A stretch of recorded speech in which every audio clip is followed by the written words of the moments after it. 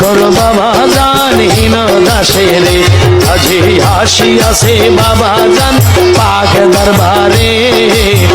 কবুল করো বাবা জান হীন দাসের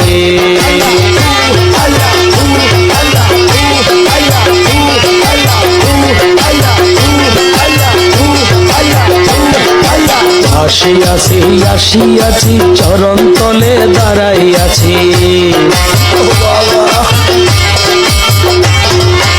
আসিয়াছি আসিয়াছি চরণ তলে দাঁড়াইয়াছি